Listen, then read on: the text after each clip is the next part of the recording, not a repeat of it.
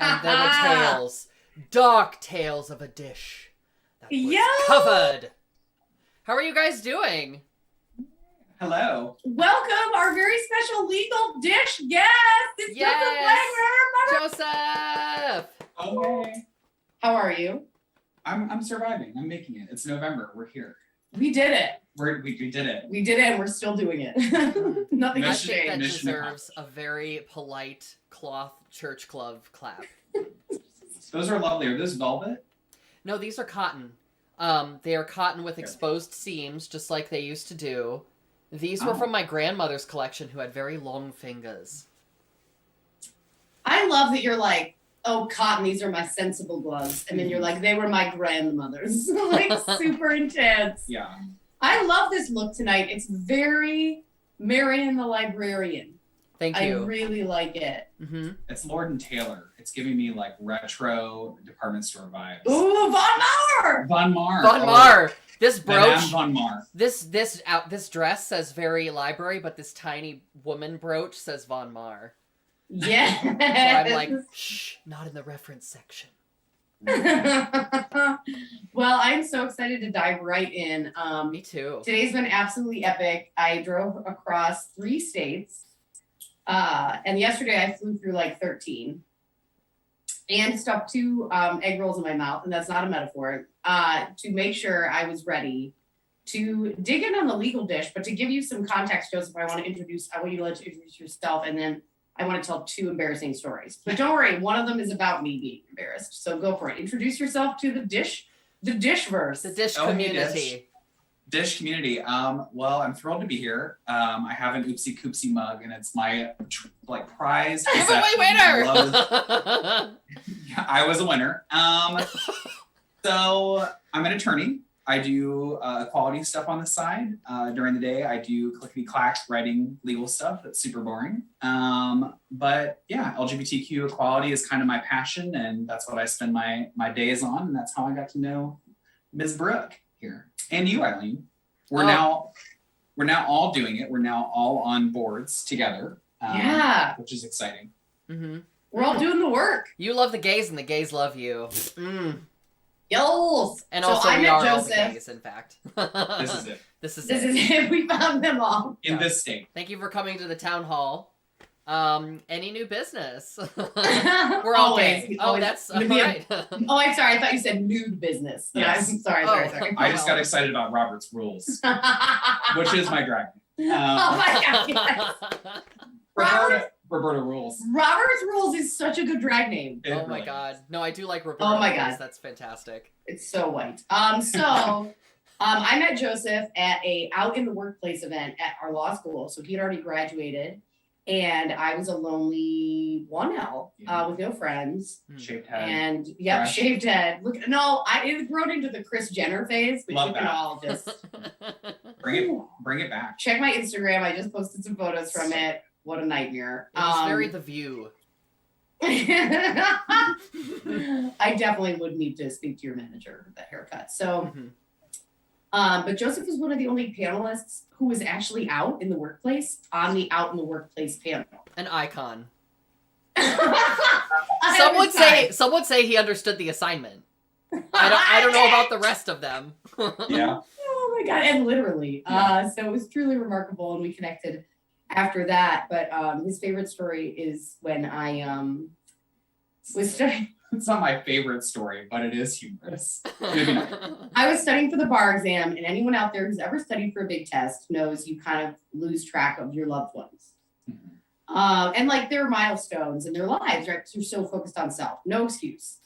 We go out to dinner at Harvest in Clintonville in Columbus, Ohio. We have a delicious multi-course dinner. He listens to me complain. He listens to me, who knows what I was dating at the time and who had a rescue pit bull, all the shit, bar exam, girlfriend. He listens to all of it.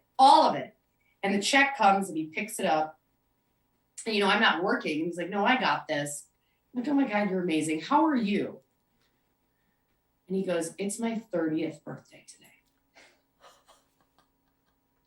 True story. You just came out with it like that, like it's nothing. After the check was covered, after everything, I had gone out with one of my best friends and had forgotten his birthday, and he picked up his own birthday dinner. Was that subterfuge on purpose? Did you like know? He didn't have a chance to talk. Just to clarify, when I'm on a roll. Right. Yeah. So, in all fairness, if you've never taken the bar exam before, it's the worst possible test you've ever thought of in your whole life. If you fail, you have no job. You wasted 3 years of school. Like, it's all the pressure, and you don't get a grade for 3 months afterward. It comes out Halloween. You take it in July.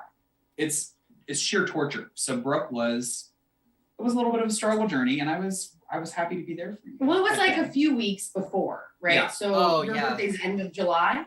Beginning of July. Beginning of July. It was, and the bar was at the end of July. Yeah. So I think it was the 2 week or the 3 week mark. There was a moment where it was like, ramp up! And it was just like fucking weird. And they were like, no, like still do things. Like see one person you love once a week. Mm-hmm. And like he was my one person. But I clearly didn't love him. I didn't even have a bulldog. I don't know. I know, that's true. That is a stipulation. Yeah, so big stipulation. No pit bull, nothing. No pit bull, no bully breed of any kind. No, sorry. But I did pick up. So there you go. That's how we know each other. So give us some legal dish. Dish. What is on your mind in LGBTQ rights and how fucked are we? All right, so I'm going to do this in the compliment sandwich format because very HR 90s. It's very HR 90s. It's a traumatic time to be LGBTQ plus right now anywhere, but Ohio, we have our own special flavor of bad in Ohio. Like we're like trying to be retrograde here, and succeed. Ohio is in retrograde. Ohio is in retrograde. But instead of one season a year, it's all year round. So first thing, I just want to celebrate all of the out elected officials. We had 23 people at last count, 23 out LGBTQ officials around Ohio win election this last time around, including one of only 5 out trans men in the country, one office in Ohio. That's so awesome. a little like counter narrative there. I think it's important to sometimes I get annoyed when we over celebrate the wins, right? Where we're like, oh my God, there's a gay person who survived. That's not this, right? Like this is deep and meaningful, powerful local change. Yeah. Which is how it starts. So I think unprecedented. Yeah. Joseph, for this section, I'm gonna put you on the dish cam because I think that people deserve a better look at Joseph. This is our dish, by the way. This is the dish tonight. We brought Joseph difficulty 5 out of 5. Yes, girl. Served piping hot, always. And it's all the presentation. I mean, just look at him. So I have my little legal notes. It comes in its own yellow legal pad size. Oh my God, it's so little. Legal pad junior. We love it. We let legal pad junior. So that was the good part of the sandwich. So now we're in the bad part. So basically everything that's happening right now, you may have remembered if you were in existence before, they pretty much attacked every part of the LGBTQ community. And now the trans and gender non-conforming part of our community is non-binary. All of that is being targeted. It's they're laser focused on it. And that's really unfortunate because unfortunately kids are the ones that are the targets right now. So there's what's called and these are all quotation marks, I'm sorry, but it's called the Save Women's Sports Act. So ploy, of course, using women to target. Their favorite. Right, use for anything. Reproductive rights, anyone? Not here in Ohio. Not in Ohio. But so they're trying to ban trans kids from playing sports. That's just the simple truth of it. It's not had any hearings. We hope it's not going to go anywhere. But that's the law that's being proposed right now in Ohio, and it's happening around the country. Like it's been passed in Texas, I believe, Florida, elsewhere. Arkansas, passed in Arkansas. What's so infuriating for me is the unoriginal hate. Yeah, it's not creative. Mm-hmm. I'm just like, this is it's the lightest, flimsiest smokescreen for trans baiting and trans hatred. Like I can't, I want to believe in people that they get it. And I'm just constantly disappointed. Eileen, you shared something with me earlier about this legislation. Mm-hmm. Well, yeah, so I think this is really, first of all, I would be remiss. I'm going to switch us back to the main chat. I would be remiss if I did not point out the organizations that are doing great work in this area in town. So Equality Ohio right now has a fantastic campaign called Ohio Can Play. So look it up on their website if you have not. And there we are collecting videos right now of trans folks who did sports as children or have family who did trans youth sports. We're collecting these narratives to show that people are still human and showing that to legislators and others in the community to just say, hey, we're not just some political instrument, you know, to move the base. We're actually people who have impacts. And if kids can't play sports, they miss out on those learning outcomes. And you'd think that people being so obsessed with sports would realize that there are things that you get out of extracurriculars. I can't speak to that because I am one of those gays that doesn't know what sports are, but that's not completely true. You never were like forced into playing soccer or anything? I never like played that? sports. No. I was a swimmer when I was a kid, and I did taekwondo, and then I studied kung fu for 10 years. So I actually, you wouldn't know to look at me now, but I was actually sort of athletic back in the day. And let me tell you, if you are in that situation, you need all the support you can get, especially from the school administration, because every day being in gym class, I mean, can we all agree, just everyone in the world, that gym class is terrible? Can we just all agree on that? I feel like that's not controversial content. So the motion passes. It's all 3 gays in Ohio. Yeah. Robert's rules. It's abolished. Meeting adjourned. We got rid of PE. Boards. Yeah. But anyway, if you didn't have access to extracurriculars, it's like, let's remember all the things that gets you, right? Team building. It gives you a sense of accomplishment, self-betterment, you know, all of those things. And if you don't have access to that, you basically are flagged in your community at school as being an outcast. And that's going to do the opposite, which is going to perpetuate negative mental health outcomes. It's going to increase the large amount of self-harm and suicide that's already in the trans community, especially youth. So it's just basically targeting the most vulnerable people who have the least amount of ability to fight something like that. Because, like, the kids that are speaking up about this are incredible. They're, like, inspirational. You know, I would not have been the person who was speaking out about something like this because I didn't have an understanding or the vocabulary of what was going on inside of me. But there are kids out now who are speaking out about that. So look them up and uplift them, because they'll tell you that the whole thing is, if you listen to trans people, which is what I love about Ohio Can Play, is so often that these decisions are made in a vacuum where trans people are not at the table. So talk about it being great that you have trans people now as legislators who are representatives. It's like, we need those voices there, because if we're not there, we can just be written off. Yeah. Well, and it's no excuse, but so much of this comes from a place of, well, hate, but also ignorance. Mm-hmm. And, you know, I don't know how cynical everyone is about politics. I'm pretty cynical, but I mean, these stories do have an impact. I've literally seen legislators change their minds and pull back from some of these hateful bills because they just don't know. They think that this is a huge problem. And once you tell them, literally, this is it's a big issue for the kids that this is impacting, but this isn't what you need to be spending your time on. Like, Ohio has real problems. Yeah. Like, look around. Oh my God, we're still like number 2 in infant death syndrome. We have the second most racist police forces in our state, which is in Columbus, Ohio. Shouts Columbus up north. Yeah. We have so many other things we could take care of. And they're like, no, this is it. And for the percentage of kids, you know, you said, I love that you said that. And one of the things I used to say when I argued with people about this, because I've been arguing with people about this for a long time, is I'd be like, this is just affecting so few kids. Like, do you know what I'm saying? In terms of understanding, like, there's not trans people running amok, taking over field hockey teams. Like, I don't know what you understand by a percent. Like, but you know what? I stopped using that in an argument. I really did, because I think that does a disservice, right? Because it doesn't matter how few. And also, for every one kid on Ohio Can Play telling their story, there's 20 Eileen Galvins out there who aren't really aren't there yet on their journey, or maybe don't have the possibility to even let their brain go there. And I just challenge that, you know, to me, I cut that from my argument, because I think to me, it does a disservice to the conversation.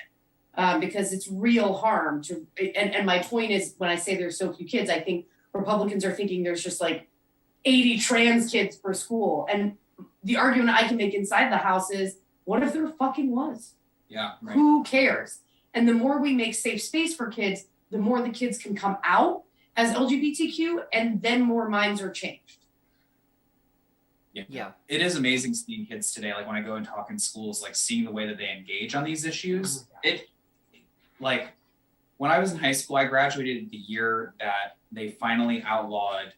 It's hard for kids to believe, but it was literally illegal in some states in this country to have homosexual relations, same-sex relations. 2003? 2003, 2004. Yep. Yeah. So, you know, coming from that and that being the backdrop, and now going to these schools and these kids who are coming out and like pronouns, gender identity, like this is a part of their life, and just getting, you know, people to understand, like, yeah, like maybe that wasn't what it was like when you went to school, but this is a great thing. Like these kids are finally able to like live a little bit of their truth and feel a little safe doing it. Like we need to expand that. So anyway, that's the. So it's in, do a little bill on Capitol Hill for us. It's in the state legislature. That's right. It's in both houses. So there's a House bill and a Senate bill. And if they pass both of them. And they have to be identical. Yep. If not, they go to reconciliation, which is not a sacrament, although it is. Praise. Yeah, that's what we're about here on the dish. And then it goes to the governor's desk for the sign of the cross, I'm pretty sure. For the sacrament. But it hasn't had any hearings. It doesn't seem like everyone has bought into this narrative. I think we've seen the real, the organizations that you mentioned, Eileen, are out there doing the work right now. But we need more people to like lift up their voices. If you feel safe doing so, if you feel comfortable, please engage, because those stories really matter. Maybe it's a legislator who went to your same high school, or your small town, or wherever it is. Like that changes minds. Mm-hmm. So, yeah. We're gonna sandwich that with Eileen's good news about her passport. Okay. I will give you some good news, and then I will remind us about something that's coming up next week, which is kind of sad. But we'll start with the good stuff first. All right, so anywho. Anywhoodle. We'll just dive right in. Yeah, a few weeks ago, Mama was like, I want to get out of the country for a little while. You know what I mean? Just take a little trip. So I was like, I need to renew my passport. And I just assumed that I was going to need to start over, because my last passport was from 2010 when I was presenting my undergraduate work in Montreal. So I hadn't been out of the country since 2011. And since then, I've changed my name and my gender marker, so I just assumed I was going to have to start over. I went down to the Upper Arlington Library. Shout out to Kath and Carol. They were so helpful. I was feeling a little bit triggered that day. I was having a bit of an issue because I like to do everything on my own. So I took my own picture. I went on the website. I found the template. I did Photoshop. Like, I was so technical and legit with this. And I was like, here you go. I already stapled it onto the little form. I filled out all the little crap that the government wants. And they were like, listen, you are approaching this in a rational, logical way, and this is bureaucracy. And we've been through this, and we know the reasons that passport applications get returned. So, like, just pay the extra $10 and let us take your photo, and we will do it, and we'll help you fill out this form. And I was really resistant to that at first, because I was like, I have gone through too much to hit roadblocks at this stage in my life. And I realized that this was a moment where I just had to let go, that I was not in control. So if anyone is approaching Gesundheit, if anyone is thinking about processes like this, name changes, gender marker changes on driver's licenses, passports, just go with the flow. Take it from me. It's going to be better if you just open yourself up to asking for help. So once I got over that little breakdown, I submitted my passport application, and they told me it's going to be like 14 weeks. You know, it's like crazy right now, right? Like, it's going to be 14 weeks. You might not see it for a long time. I got it in 3. Wow. So this is my passport. Thanks, Joe Biden. And We love it. Thanks, Uncle Joe. yeah, and just look how great I look in it. It's such a great picture. I love it so much. But no, I was able to renew. I didn't have to apply for a new one. And I did have to give them everything. So I had to give them the actual judgment entry from my name change 3 years ago. That's crazy. Yeah. So they still have it. So she has to wait to get it back. Yeah. Isn't that crazy? So, that is insane. They send You can't you even one photocopy it. envelope with your new passport. And then they were like, they're probably going to send you the judgment entry back in a separate envelope and the old passport with a punch through it for sentimental value in a separate envelope. So still waiting for those, but I got the goods. There you go. Mhm. That is amazing. I just feel like, thank you for sharing, and also kind of the acknowledgement that the reason you are, whatever you want to say, such control freak about stuff or whatever, you resist help is because it hasn't worked in the past. Like, I think that's right. That comes from a legitimate, real place where it's like, why would I take help from someone who doesn't understand my lived experience? You know what I mean? Yeah, we were just Listen. talking, Joseph, you and I were just talking off the air about the TSA panties. And that's exactly that, an example of that thing is I'm like hyper vigilant about what undergarments I'm going to wear so that I don't get flagged for, what was it called, Joseph? Groin anomaly. A groin anomaly, which is Another super great drag humanizing. Another, please welcome to the stage, groin anomaly. It could be in the incomparable. TSA the musical from Yeah. Bob's Burgers that we're going to flesh out and write the whole thing. Yes, we I'm need waiting to, for we this need to story. rewatch that. We need to watch that together. Whose bag is this? Female pat down. The songs are great. You see something, say something. Get your heart out. If you see, wait, what is it? If you see something, sing something is the song. Yes. Get your heart out, Lin-Manuel Miranda. And unfortunately, Kath and Carol are not there at TSA to say, "Listen, honey, these are the panties you're going to Listen, honey. get through this without a groin anomaly," which they shout in the line at TSA. We got a groin anomaly. Very. It's like at the grocery store when they like come over the intercom, they're like, in aisle 3, groin anomaly. Every time I'm like, Half off. Like, now, my parents are behind me. They don't need to hear this. I was like, listen, I know I have a lumpy pussy. Okay, I don't need everyone else in the line to Oh know. my God. Another great drag name. This is a hat trick. Such good drag names. Oh God. so- No, it is a depressing time, and as someone who's in an equally depressing state of Florida, we see it from yeah. all sides. I also it's really fascinating from what sort of campaigns folks run. So letters to the editor or billboards, right, to kind of get their side across. So Florida is obviously working on a more extreme abortion ban than Texas, and like 4 weeks before they started, all the anti-choice billboards around work started popping up. You know what I mean? And I just started seeing them. I'm like, something's coming. And they're so transparent. What is I'm it? like, Yeah. You're like, I feel Like, I something. wonder- Something's coming. exactly, like feel it. But I feel like this has been simmering in the Ohio legislature for a while. Is there anything else on the radar? There's HB 454, which is everyone's favorite. It is a ban on gender affirming care for minors. Oh, yes. I've been hearing about Yeah. this too. So like a little hashtag trigger warning for some problematic stuff, but what really bothers me about this is how, beyond just the content itself, so they're penalizing doctors, any doctor who can't perform any gender affirming care for minors, regardless of parents' wishes, the kids' wishes, it's criminalized. Also, school officials have to disclose to parents. So it comes to their attention, this kid is having identity questions. If they're thinking about it, they have to tell the parents. And like that outing, like I just can't, as someone who was outed and I'm not trans, that I feel like just it's so terrible for kids to be put in that state where they can't trust a teacher. Oh yeah. Because that is something you need. Yeah, that's one of the reasons that FERPA is so important for higher education. Is like some students don't have great relationships with their parents, so that Right. information can't be shared with them.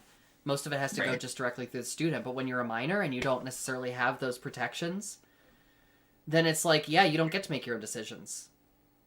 Well, and I even hate the justification for it because they're likening it to harm. Yes. Right, that's what it, right? If a therapist knows you're going to harm, or a doctor knows you're going to harm yourself or others, and the way they're using this lens is that it's self-harm for a trans kid to identify as trans. Like, that's what I think is even more insidious, Right. is the loopholes they're finding. Yeah. Right. When in fact, Well, it's exactly the opposite. The harm, the harm that's being inflicted is not affirming a child's gender and forcing them farther into closet, alienating them from probably from their peers, because let's be honest, if they're able to express it in a way to their friends and they have a support network, then if it's, it just alienates you further from your peer group. Yeah, so they're just using a whole bunch of statistics they're not citing any of the studies, but they're just saying like studies have linked these therapies with increased rates of harm to minors, and it's like nope, it's at like all the medical associations say the exact opposite. Right, they hired some exec from Purdue Pharma to be like, all right, you did some bogus studies in the past. Right, I'm gonna need to see the notes on this one. Like, where's the line items? Bring the long form. It's so frustrating. Yeah, so that's the other piece that's happening right now in Ohio, and it's happening around the country. It's passed in several other states.